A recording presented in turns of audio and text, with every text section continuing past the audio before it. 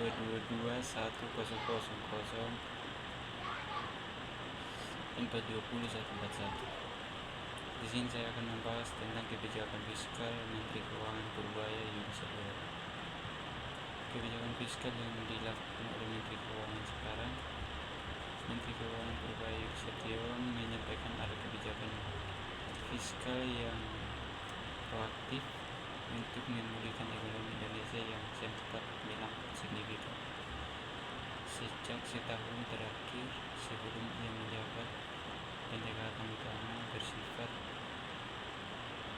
kontrasiklikal, artinya mendorong pertumbuhan saat ekonomi turun tanpa ekspansi fiskal besar-besaran yang berisiko memperlebar defisit.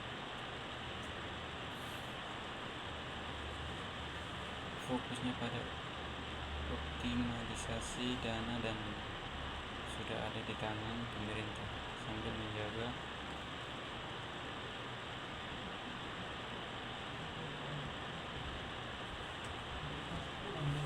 dana yang sudah ada di tangan pemerintah sambil menjaga keseimbangan antara pertumbuhan, pemerataan dan penerimaan negara. Analisis dampak negatif dan positif kebijakan fiskal Purbaya Yudi Setiawan. Dampak positif, disiplin ini meningkatkan kredibilitas fiskal, menarik investor dengan rasio utang prudent di bawah 40% PDB, jauh lebih aman daripada Jepang 275% atau Amerika Serikat 100%, sehingga biaya pinjaman negara rendah dan peluang fiskal lebar untuk stimulus masa depan saat ekonomi matang tumbuh 7-8%. Optimalisasi belanja seperti pindah 200 triliun dari BI ke perbankan menciptakan oversupply uang yang turunkan suku bunga alami, dorong kredit swasta atau delay 4 bulan, pulihkan indeks kepercayaan konsumen dari 101 ke level pra-Covid, dan kehidupan privat sektor untuk tax rasio naik 12-13% tanpa kenaikan pajak pro-siklus. Hasilnya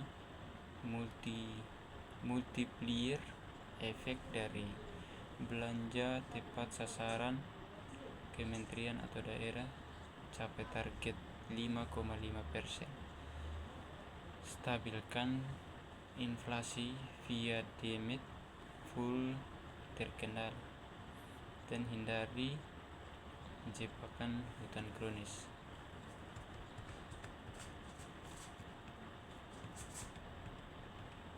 Dampak negatif, penekanan efisiensi bisa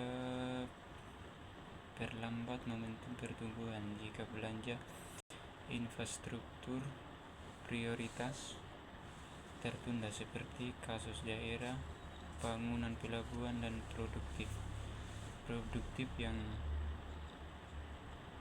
yang bebankan maintenance tanpa kapat, sehingga investasi real lambat dan konsumsi rumah tangga tertekan. Mirip kritik perlambatan 2025 akibat penghematan APBN.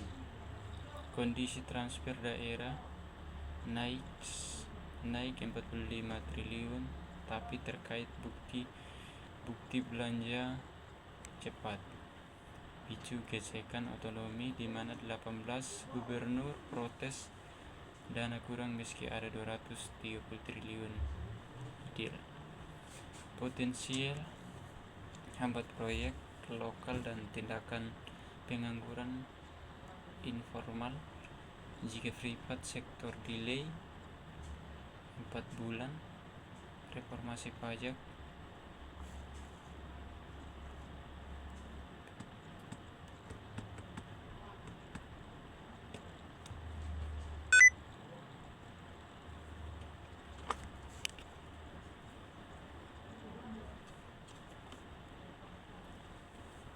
pengangguran informal jika privat sektor delay 4 bulan.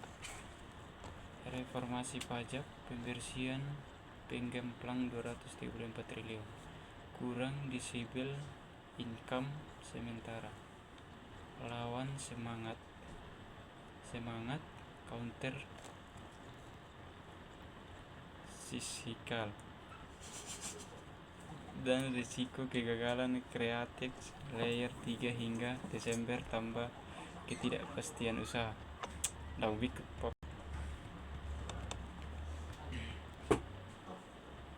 Bentuk sinergitas antara kebijakan fiskal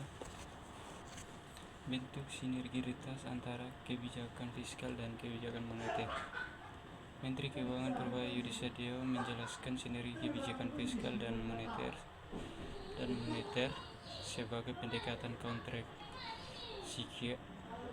siklikal yang saling melengkapi tanpa menggabungkan formal, di mana fiskal memicu respon moneter alami untuk hidupkan privat sektor dan pulihkan pertumbuhan ekonomi. Ia tekankan independensi keduanya, hindari burden sharing berlebih seperti era COVID agar moneter tak dipengaruhi politik jangka pendek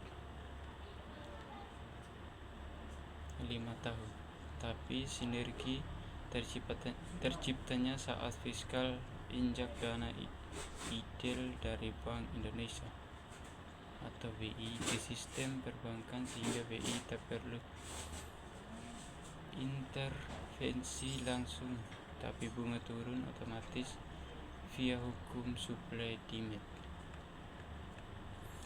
Satu mekanisme sinergi yang dijelaskan Purbaya gambarkan bagaimana fiskal pindahkan 200 triliun dari deposito BI, bagian dari 400 sampai 500 triliun ideal tahunan, ke perbankan tanpa syarat rumit.